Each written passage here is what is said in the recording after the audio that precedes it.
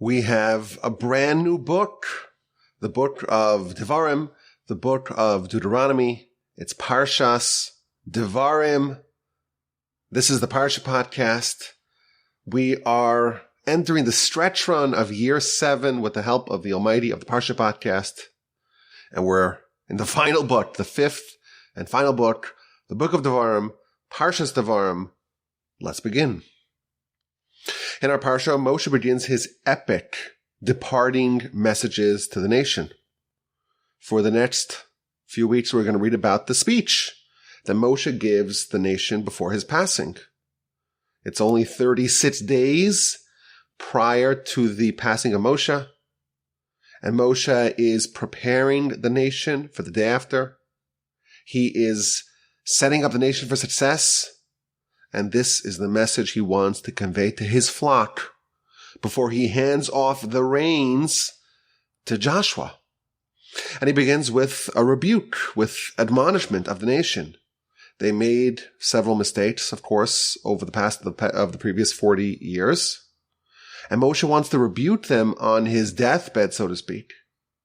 But he does it using shorthand. He only hints at the nation's mistakes.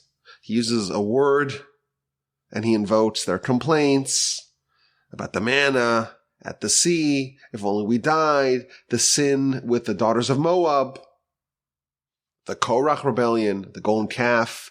Moshe is using subtlety here to allow them to save face. He's reminding the nation of what they did. He is rebuking them for past behavior and trying to ensure that they don't make the same mistakes again, but he does it in a very gentle way. And that's how the Parsha and the book begin. And then he proceeds to explain the Torah with great clarity. This is really the theme of the book. Moshe has explained the Torah to his people, to his nation before he passes. He wants to set them up for success in the day after. In our Parsha, he retells many of the episodes of the previous 40 years. He begins at Sinai, in the aftermath of the revelation. It's time to go to the land. And he reminds the people of his own fallibility. He was not able to lead the nation alone. And the first thing he mentions in a more expanded fashion is the appointment of the hierarchical system, leaders of 10, of 50, of 100, of 1,000. He then recounts in detail the episode of the 12 spies, you recall, from the beginning of the book of Numbers. They're about to enter the land. They're under the impression that the conquest is imminent, and Moshe selects 12 spies, one from each tribe, to go scout out the land. They come back after 40 days with a report that scares the nation, and the nation rejects the land, and they're punished as a result, and they're condemned to spend 40 years in the wilderness. Moshe also reveals, this is what we discovered the first time, that this episode, the one of the spies, condemned him as well to not enter the land. Instead, Joshua will lead the nation into Canaan. And Moshe then talks about the narrative of the wars on the east bank of the Jordan. He talks about what happened when we encountered Esav and Moab and Sichon and Og. Those are the lands allocated to the tribes of Reuven and Gad and half of Manasseh. And in next Parsha, the speech continues, and it begins with Moshe telling the nation of his impassioned pleas to be reinstated, to be granted permission to enter the land. Now, it's a fascinating parsha, very different tone and tenor than the previous books, and it's a fascinating study as to what Moshe tells us and how he tells it to us and what he emphasizes and what he omits. You may recall in last year's Parsha Podcast, we suggested an approach to explain why Moshe chose these particular themes, these particular stories of the narrative to begin his speech to the nation. Why does he focus on some things, expand on some things, and completely ignore other things? Now, if you happen to not remember last week's Parsha Podcast, I will confess. I have a confession here to make. I didn't remember the details of it either. I had to look at my notes, but I did look at my notes, so now I remember. It's just the way it is. It's been 50 weeks or so, 50 new Parsha Podcasts. Sometimes you forget what was said in the past. This week, I want to focus on the episode of the Spies. Of course, this is told in Parsha Shlach, and it's revisited in our Parsha. And it's really fascinating to see the different angle of the story as it's told now by Moshe on his deathbed. It does help us round out the story, fills in some of the gaps in the story. But it's fascinating. It's interesting to see what elements of the narrative are relayed now, 40 years later, almost 40, 39 years after the events happened, and what is relayed when the incident actually happened. So, for example, in the book of Numbers, when the episode of the spies was initially told to us, it starts off, God tells Moshe, go send for yourself people to go scout out the land. The people, the nation, they apparently had no role in initiating this mission. But here, look at chapter 1, verse 22. Moshe tells the nation, Vatekrevun elai kulchem, you all came to me, and you said, let us send men in front of us, and let them go scout out the land for us. And let them tell us what way to attack, what way to ascend, what cities to pursue. And after the people make the request, then Moshe agrees, it was good in my eyes, and we sent 12 men, one person per tribe. And the verse continues by describing their itinerary, how they went across the land, and they took from the fruit of the land. You recall perhaps that the fruit that they took from the land, they sampled from the land, it was extraordinary fruit. Back in chapter 13 of the book of Numbers, the verse tells us that they needed 8 people to carry a single cluster of grapes. One person carried a fig and one person carried a pomegranate. These were massive. Think of like one pomegranate, like a bowling ball or a beach ball.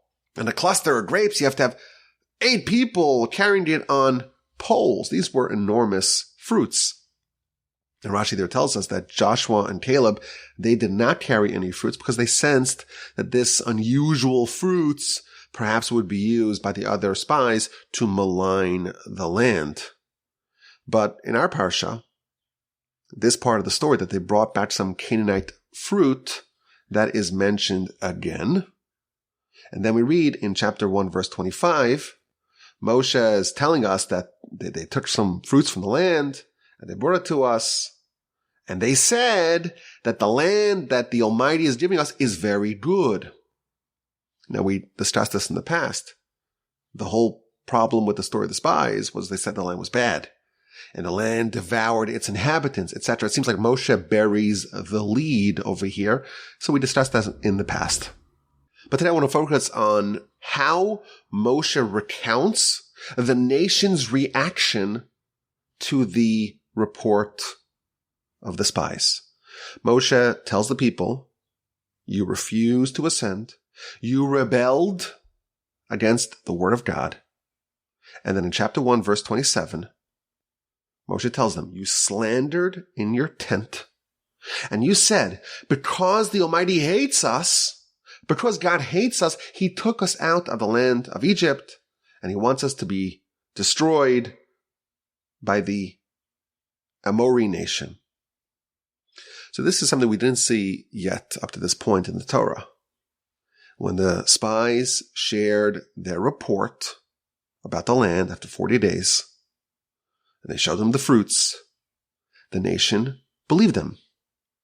And they refused to go, and they rebelled, and they slandered in their tents, and they made a very shocking accusation. It's unbelievable.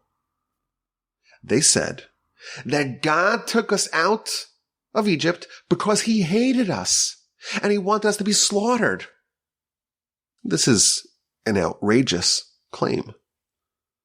The Jewish people, after the report of the spies, they said that the Exodus, when God took us out of Egypt with great unprecedented miracles and wonders, the 10 plagues, the death of the firstborn, the splitting of the sea, all those things that we would say are signs, sure signs of love. The Jewish people are saying, or they said in the aftermath of the report of the spies, that God took us out of Egypt because he hates us. It doesn't seem to be very compatible with the events of the Exodus.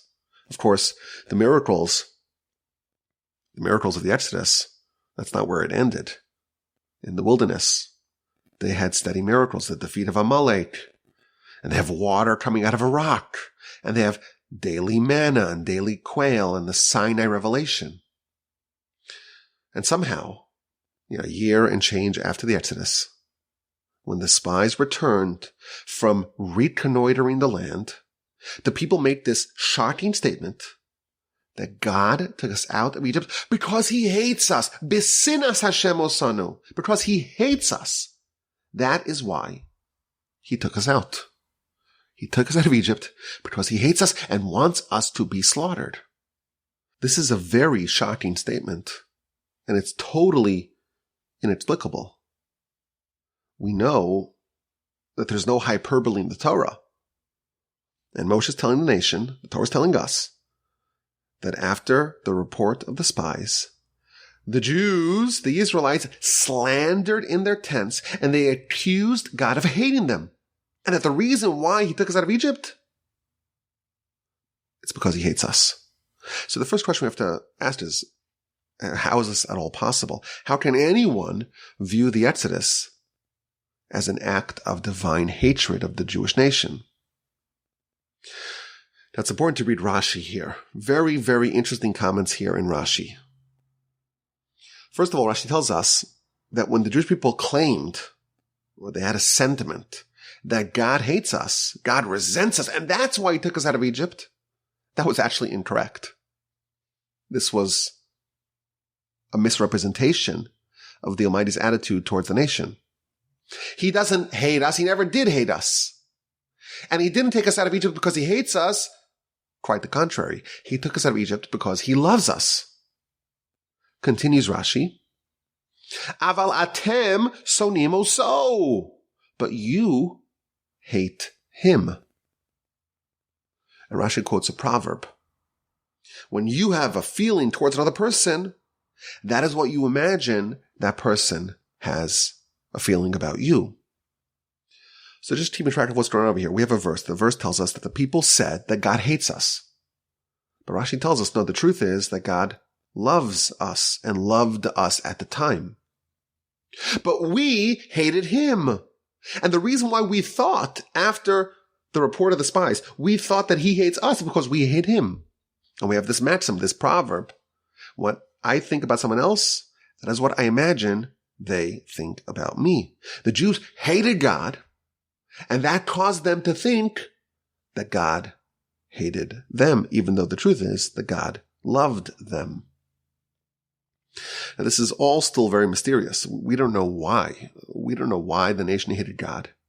We don't know why they would even think that the Exodus was a sign of God hating them.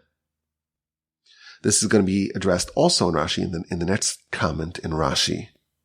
But as an aside, we have a very interesting point here in Rashi. My grandfather, of blessed memory, wrote a very incisive essay on this Rashi, and he's coming at it from a very different angle. The subject of my grandfather's essay is the vexing question of how do we engage in a process of self-discovery? How do we discover what qualities, what attributes, what flaws? How do we discover what is harbored within us? It's really hard for us to find what really exists underneath all those layers. We're so deluded by self-deception.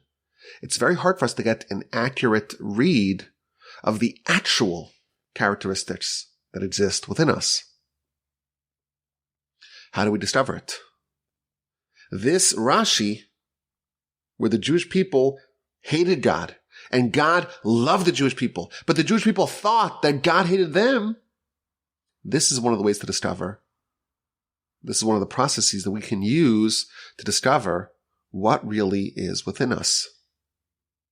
When you see what you project outwardly, you can invert that and discover what actually exists inside. If you want to discover what you have within, invert what you project without. Rashi here tells us that the Jewish people had hatred to God inside of them. They didn't know it. But outwardly, that hatred to God was projected in the opposite direction as if God hated them, as if there was a sentiment of divine hatred to them. And now Moshe is revealing to them that you thought that God hates you. No, God actually loves you. You hated him. The divine hatred that you assumed existed, it's totally imaginary. It's a reflection of your hatred of God. So one of the ways that we can engage in the very secretive art and science of self-discovery is to invert our projections. Interesting. But let's get back to the heart of the matter. Moshe is recounting the events of the previous 40 years, and he recounts the events of the spies. We have 12 righteous men sent to scout the land. And after their 40-day excursion, they return with a damning report, and that creates a chilling effect on the nation, and they are condemned to wander the wilderness for 40 years, 1 year per day of scouting. And now, at the end of the 40 years, Moshe is rebuking the nation, and he revisits this sin, and he reveals the nation's reaction with a new wrinkle. He tells them, you slandered in your tents, and you said that God took us out of Egypt because he hates us. And the truth was the opposite.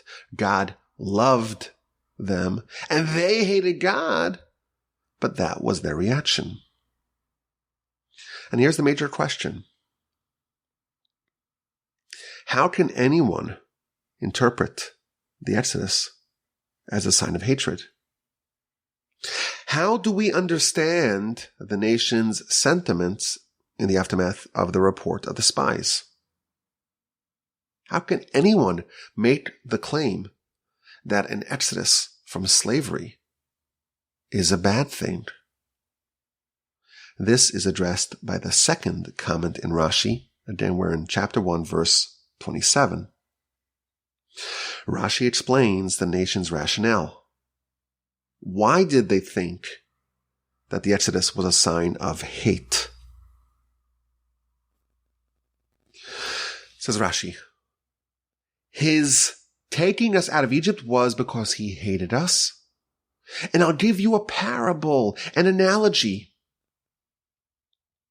Suppose there was a human king, and he has 2 sons, and he has 2 fields. And one field is well irrigated, and one field is arid, it's dry, it doesn't produce.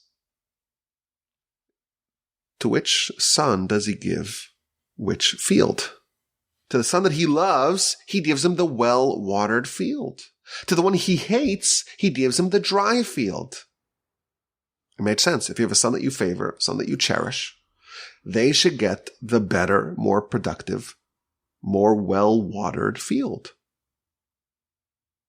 And the one that you hate, that's the one that you give the other field, the one that does not have water, the one that's arid. Continues Rashi. The land of Egypt is well watered. It has the Nile River, the largest river in the world. And the Nile rises and it irrigates the fields around the Nile. One of the most productive parts of land in the world. The land of Canaan doesn't have any major rivers that overflow. It's dry. All it has is a reliance on rain. And therefore, the land of Egypt is better.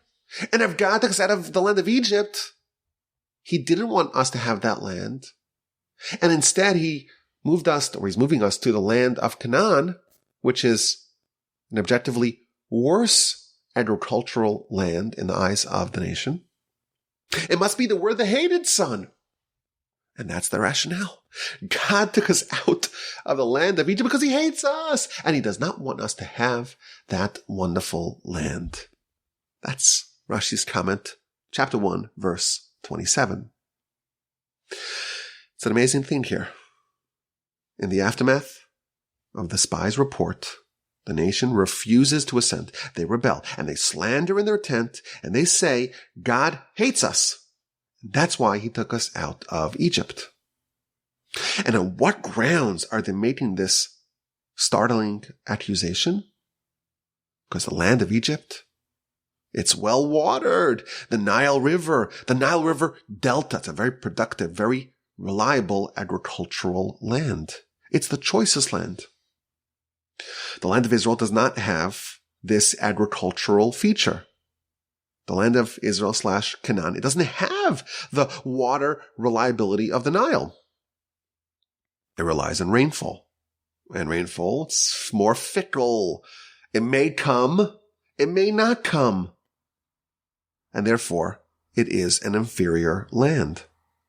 And thus, if God has taken us out of Egypt, the better land, and bringing us to the land of Canaan, the objectively worse land, it must be that he hates us. That is the rationale of the nation. Chapter 1, verse 27. An incredible idea. And very, very problematic. Of course, there's the obvious question. Let's assume that the nation is correct.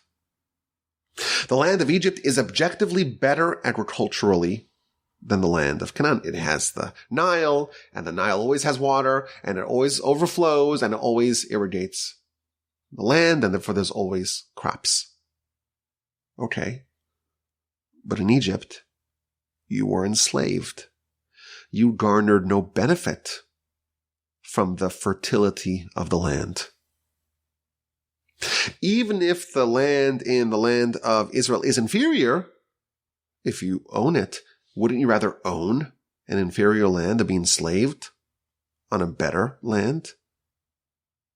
Even if we accept the rationale that the land of Egypt is better, it seems like it's an improvement to own inferior land than to be enslaved on superior land. And therefore, it's still problematic. How can the Exodus be viewed as an act of divine hatred? Question number 1. Question number 2, a little bit deeper. This is how the nation, we're told, responded to the spies' report. But it's not clear how exactly the nation deduced the inferiority of the land of Canaan from the spies' report.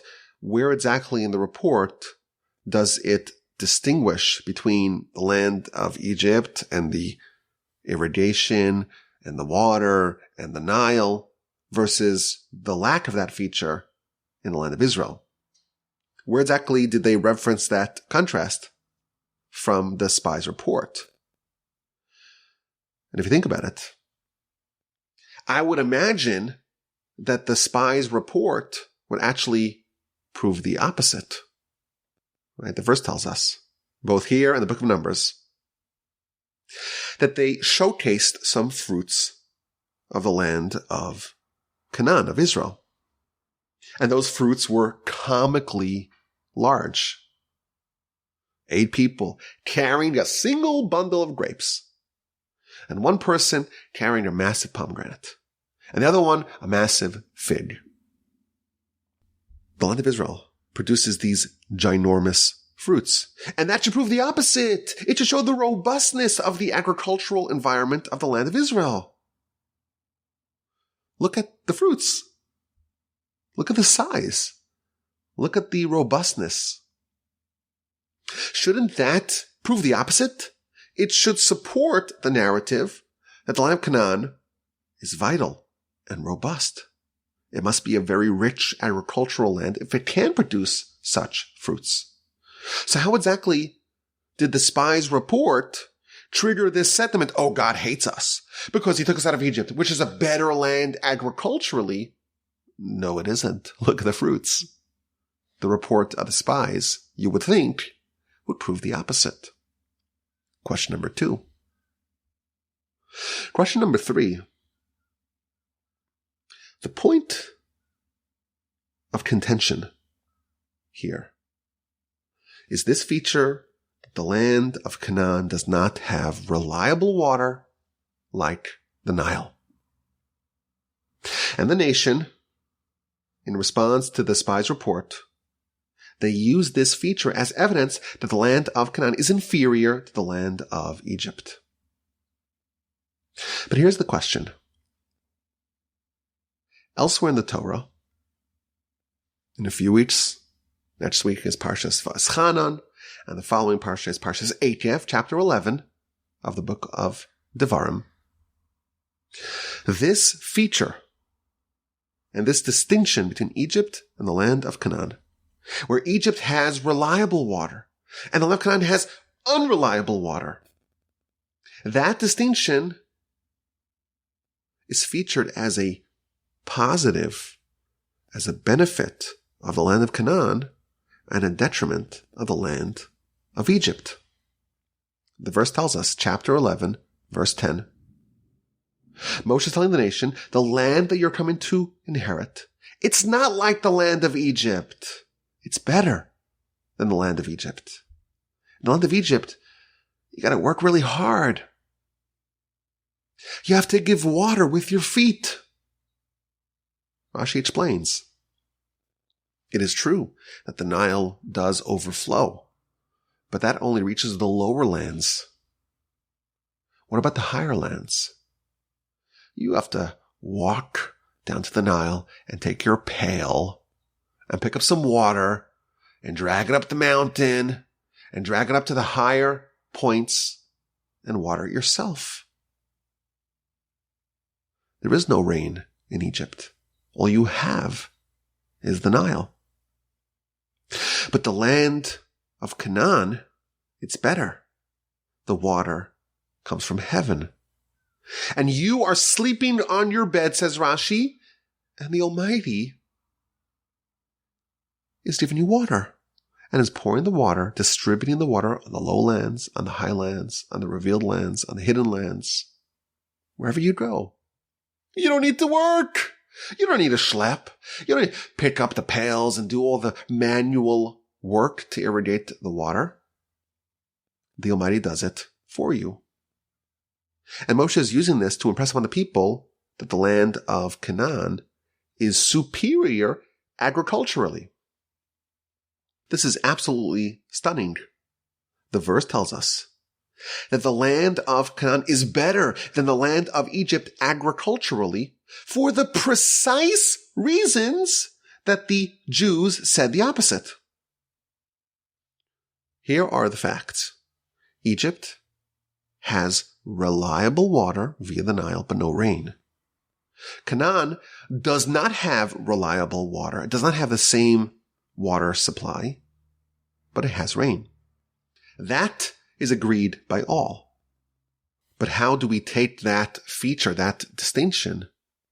How do we overlay that on the question of which land is better? After the spies' report, the nation said, they slandered in their tents that because of this distinction, Egypt is better, and the exodus from Egypt to Canaan is a sign of divine hatred.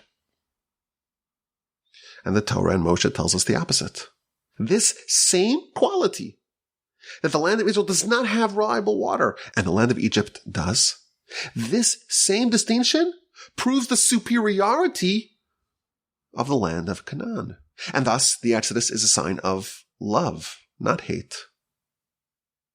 The Jewish people thought that God hated them, but the truth is God loved them. And the Exodus was a sign of love, because the land of Canaan is actually better. The people thought that the land of Egypt is better. And God says, no, you have it wrong. the land of Canaan is better. Agriculturally, God says, the land of Canaan is better than the land of Egypt for the exact same reason that the nations slander in their tents. And they said that the land of Egypt is better. Actually, for that same reason, the land of Canaan is better. So we have a disagreement. We have the facts on the ground, the facts in the water are agreed upon. But God says that that fact proves that the land of Canaan is superior. And in the aftermath of the Spies report, that very same fact is used by the nation to say that the land of Egypt is superior. What is going on over here? So I want to suggest an approach. And I think this is an idea that's much more broadly applicable than just the subject of agriculture. It's something which gets to the heart of what we stand for as a nation. And more broadly, it's really what the Exodus was all about. The land of Egypt, it has a reliable water source. There's always water. There's always irrigation. There's always crops.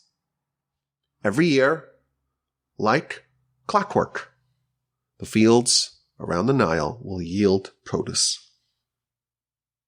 We know in the Torah, Genesis, whenever there's a famine, we go to Egypt, or at least we try to. Why? Because if we have no rain in the land of Canaan, we have no water, we have no food. But in Egypt, there's always food security. There is always predictability in crops. The food each season is reliable. And now, of course, you have to schlep the water from the lower lands to the higher lands.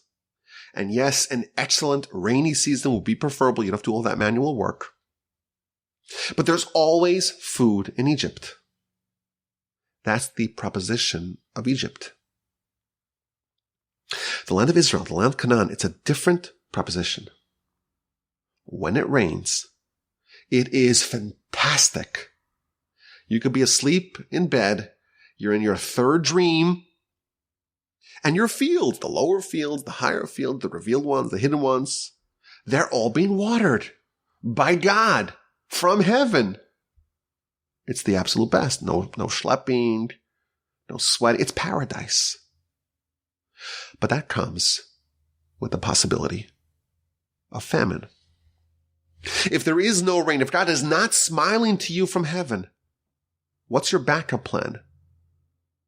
What's your food situation? You have no plan B. There is no safety net of the world's longest river. There is no security. There is no predictability. The land of Egypt has a high floor and a low ceiling. Very little variance in Egypt. In the land of Canaan, there is no floor and there is no ceiling. There is very high variance. When it rains in the land of Israel, in the land of Canaan, it's way better than the land of Egypt. Look at the fruits. The fruits are massive. In Egypt, there's a lot of stability. There's a very narrow band of variability. There's always food. It's never off the charts. I guess the 7 years of Joseph are the exception. In the land of Canaan, you can have famine, but when there is a great yield, there's a great season of crops, it could produce something completely off the charts. And this is how the nation interpreted the report of the spies. They show them, hey, look at these fruits. They're massive. That cannot happen in Egypt. You're always going to have fruits. They may be small and scrawny and mediocre. They will never be that massive. If the fruits of the land are so big, it must be that it's continued to rain. And maybe this year was an especially productive one. But that in itself reveals the inherent lack of reliability of the land of Canaan. We'd rather have the security, the stability of always having food, come what may. And they slandered in their tents. God took us out of Egypt because he hates us. Which agricultural environment is better? Canaan or Egypt? There are pros and cons of each. It depends what you want. If you are optimizing for stability, you want reliability, you want predictability, you want to avoid famine. If that's all you want, Egypt is preferable. But what if you're optimizing for greatness? What if you want off the charts accomplishments? You want to do things that cannot be done anywhere else. You want to go all in and achieve things, accomplish things that cannot be done anywhere else. If that's your agenda, then the land of Canaan, the Holy Land, is peerless. But it's hard. And there's no safety net. It demands faith. It demands a relationship with God. It demands a gift from God. It demands rain. You're at the whims of the Almighty. And if it's not raining, you pray. And if it's not raining, you have to wrestle with repentance. And yes, when God smiles upon us, we have unimaginable abundance. And when he doesn't, we have famine and devastation and hunger and misery. The land of Canaan, it means living life on a knife's edge. You're always on the precipice of famine. You're always an inch away from bankruptcy. But you're also an inch away from absolutely transformative greatness. You're going to have to work hard. You don't have this reliability, this fallback option of the Nile. But if you work hard and you push yourself, the land of Canaan is designed to facilitate the possibility of absolute greatness. There is no fallback of mediocrity. God takes us out of Egypt and brings us to Canaan. And that is an act of love. He wants to give us the opportunity for greatness, to live a highly consequential life, to be able to aspire to unprecedented things, to unprecedented heights. After the sin of the spies, we look at that and we say, no, that's not what we want. That's a downgrade from the stability of Egypt. And yes, of course, things were bad in Egypt. We were enslaved, but there was always food and someone else needed to worry about it. There was some degree of stability, notwithstanding its mediocrity. You could live an easy life, and you don't need rain, and you don't need faith, and there's never famine. There's always food. For someone who wants the comfort of stability, of stable mediocrity, being extracted from Egypt and being placed in the high stakes life of the Holy Land, that's a downgrade. And if God does that to you, it must be because he hates you. Now, as we mentioned, this is not just about agriculture. The distinction between Egypt and Canaan and the Holy Land, it goes way beyond agriculture. Abraham received a blessing. His blessing was, I will bless you and I will increase your descendants, and they'll be like the stars of the heaven and like the granules of sand on the world's beaches. The land of Canaan, the offspring of Abraham, the bargain of Abraham, the proposition of Abraham, is this polarity, this variability. There's stars and there's sand. There's gargantuan fruits, a cluster of grapes, and you need 8 men to carry it. On one side, that's the star. And then there's famine. And all you have to chew on is some granules of sand. And this is the blessing of Abraham. Your life will matter. Your actions will have consequences. Your relationship with the divine will really, really matter. And you're going to have very polarized outcomes. That's a blessing. And the people had a hard time accepting it. And in every area of life, there's the Egyptian way of doing it, and then there's the Holy Land way of doing it. And there are those who crave stability. Give me the security of Egypt. Yes, it's objectively bad. Yes, it's mediocre, but I know what I'm getting, and there always will be food. These people want to avoid shooting for the stars in the land of Canaan, but also risking the sand. And those people will choose safe, stable, predictable, reliable mediocrity over the opportunity to achieve something unprecedented. And we left Egypt. We had the Exodus. And the whole process of the Exodus, it's a transformation from the Egyptian way of life to the land of Israel way of life, to the possibility of unparalleled greatness. Yes, you're going to need to work really hard. You have to push yourself to the extreme. But taking us out of Egypt was taking us out of a life of stability, of predictability, of routine. You know what's going to happen. You don't have to worry about whether there will be water to irrigate the lands. In Egypt, we always knew where the food came from. We always knew how the day would end. We always knew how life would go. That we left. This is not the environment ideal for the descendants of Abraham. The Exodus was a transformation to a life of polarity, of stars and sand. Mediocrity is over. Stability is over. We left. Perhaps to our disappointment, but that's over.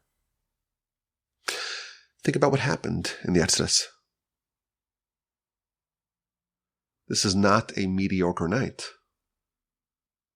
The highs of the Exodus are coupled with the great risks, the potential downside. God is sweeping throughout the land, killing every Egyptian firstborn. And that's a sensational miracle. But if you leave your home, you don't paste the blood of the paschal offering on your doorpost, you are dead. Stars or sand. The splitting of the sea is great. But what was it like a minute beforehand? Where's the stability? Where's the safety? None of that. You're living on a knife's edge. And the highs are unprecedented and the lows are way worse than Egypt affords. For 40 years, Jewish people in the wilderness. It's a story of two extremes. If you're righteous, it's great. You're a star.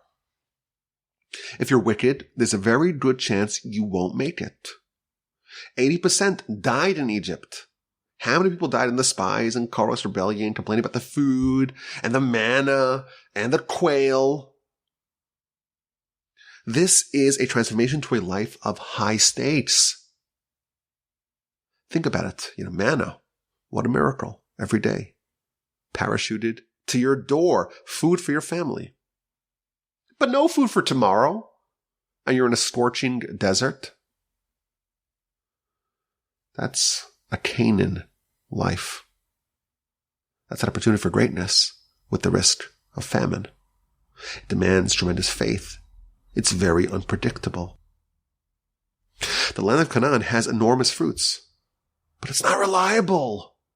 And the people resisted, and they say, why did God do this to us? Why did he throw us to the life of uncertainty? Why did he take us out of Egypt? If he really loved us, he would have given us the easy life. But the truth is, because he loved us, He's giving us the hard life, the meaningful life, the consequential life, the variable stars and sand life, and the opportunity to have those fruits, to have those outsized outcomes. And we resented it. And perhaps we continue to resent it.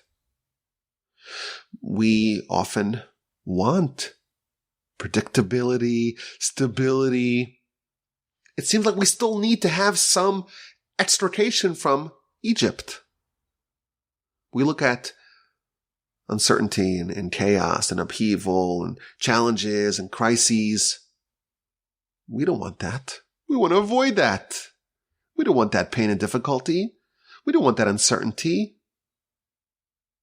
But the Almighty positions us in a way that we are presented with those challenges, and that builds us, and that transforms us, and that enables us to squeeze the greatness out of us, just as Moshe squeezed the water out of the rock. Would you rather be safely employed? Someone else will worry about your paycheck. You'll get your W-2 at the end of the year. And you'll have your benefits and your 401k matching, and you're about to wear casual on Fridays and some time off. Would you want that? Or are you willing to have the uncertainty and the unpredictability and the danger and the potential enormous upside of going on your own? Do you want Egypt? Or do you want the Holy Land? The Hebrew name for Egypt is Mitzrayim, which means boundaries. Egypt is all about boundaries. There's a floor and there's a ceiling, and there's not much room really for any variability, any variance in between. You'll never starve, but you'll never have gargantuan fruits. Canaan is the land of no floor and no ceiling. There is no floor. There is no safety net. But you know what else there isn't? There's no ceiling either. There's no limits. It's a heritage without limits. Egypt is reliable. But Canaan, you have the opportunity to achieve the stars. But you have to risk the sand. And there's something nice about Canaan. There's something thrilling about such a journey. Yes, it's painful. And yes, we may bristle at such a life, and we may hate it. But history shows us, experience shows us, that there's nothing as rewarding of having to work really hard, having to push really hard in every area, and actually doing something, and not just relying on mediocrity. I always think about writers. The writers always say that the thing that they hate more than anything else in the entire world is writing. And the thing they love more than anything else is also writing. There are no writers in Egypt. Choosing to write is choosing a life of Canaan. It's something which you hate, but really you also love. And ultimately, if you can do it, nothing will bring you more satisfaction. Parenting. Yes, to parent. What gives you more aggravation than anything else in the world? It's their children. And what gives you more pleasure than anything else in the world? It's your children. And today it's in vogue to say we're going to live a child-free life. It's so bad for climate change, and your kids are so dirty and they wake you up in the middle of the night. They're so expensive. It's such a hassle, so much noise. It's so much more convenient to not have children. And seeking comfort and convenience and safety and predictability, that is an Egyptian attitude. To choose greatness, to choose the possibility of eternality, to choose to care for another human, to care for a child. That's something of a choice of the land of Israel. And we have a tendency to opt for the Egyptian way of life. We want to retreat to safety, to predictability. And it's really hard for us to see in the lack of stability, in the lack of reliability, it's hard for us to see in that a blessing. And therefore, the exact same quality that the nation decries about the land, it's also presented as a great attribute of the land. The fact that the land does not have a reliable water supply, it's an asset and a liability. If you want stability, it's a curse. If you want greatness, it's a blessing. Israel had 2 prime ministers that opined about the fact that all the Arab lands around them are engorged with oil, and Israel doesn't have basically any that we found. And Golda Meir famously said that she has only one complaint about Moshe. Why did you bring us to the only place in the Middle East that has no oil? I remember once hearing an interview with Netanyahu, and he said the opposite. He said, it is to our great fortune that we don't have any oil, because that forces us to be industrious, to be creative. We can't just rely on the safety, the security, stability of oil. We have to develop technology and innovation. Those limitations, those lack of safe, secure resources, that compels us to shoot for the stars. The Saudis really never need to worry about income.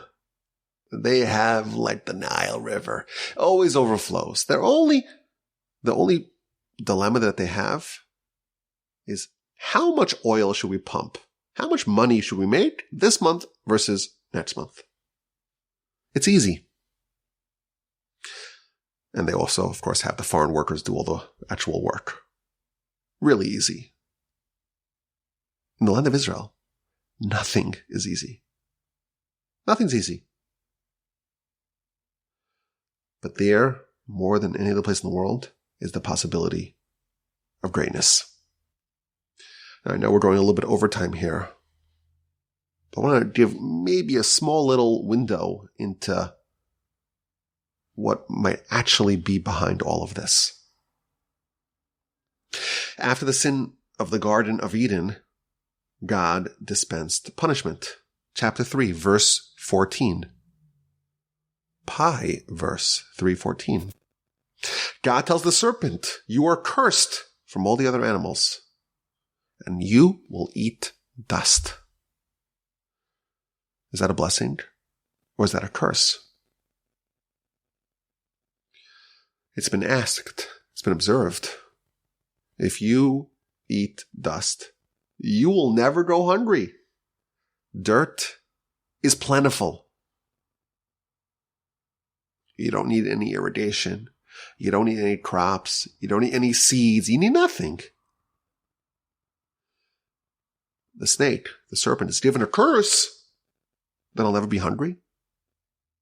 Maybe that's a blessing. This, I think, is the root of the attitude of Egypt. Yes, the serpent never goes hungry, but he never has the opportunity to achieve greatness. And he'll never know the experience, the exhilarating experience of making something, of doing something, of achieving something, of unlocking something, of pushing yourself to the limits and maybe a little bit past your limits and discovering something sensational. He'll never have the experience of smashing your head against the wall, of having a breakthrough after countless aborted attempts, of witnessing your handiwork flourishing. And that's a great curse. And the truth is, we may all have some of the serpent living within us. We still crave stability and reliability. And although God loves us, we may hate him, and we may misinterpret things and think that he hates us. The serpent is the curse of Egypt. And that is what makes us hate God. And this serpent is something we still have within us. And this is what causes us to be hateful towards God. Adam is told that you have to work really hard to get your food. It's almost the opposite curse of the snake. The snake is told you'll always have easy food, and Adam is told you'll never have easy food. Is that a blessing? Or is that a curse? Adam's curse is only a curse because some of the venom of the serpent came along with it. Some of the venom of Egypt, of preferring the easy, mediocre life, was given to him as well. Adam needs to contend with the serpent that prefers safe mediocrity. But God, in his love, is telling us that that's actually for your benefit. He took us out of the mediocre comfort of Egypt because he loves us. He loved Abraham and blessed him with a life of stars and sand. Average is over. Safe mediocrity is not an option. We're living on the edge, and there's nothing that we can do about it. But now we appreciate it's actually a better life. It's a more meaningful life. There's more upside to it. The Talmud tells us a person prefers a single unit that they worked on more than 9 units that they get as a gift. Sometimes it's hard for us to see. But the hard life, the life with no floor and no ceiling, it's better. And we may feel otherwise. We may crave the comfort, the stability of Egypt, albeit with the limited upside. But that is only because we still have some of the venom of the serpent coursing within us. We're still trying to leave Egypt. We may hate it, but ultimately we have to realize that the Exodus, the choice to live a high-stakes life, that is for our benefit. Today we're not going to have a question at the end of the podcast for reasons that I cannot share with you right now on the podcast. If you want to know, you send me an email, rabbiwolbe@gmail.com. I appreciate your time and your attention. Hope you have a wonderful day, a splendid rest of your week, a terrific, uplifting Shabbos upcoming. And please God, with the help of the Almighty, we will talk again next week. My email address is rabbiwolbe@gmail.com.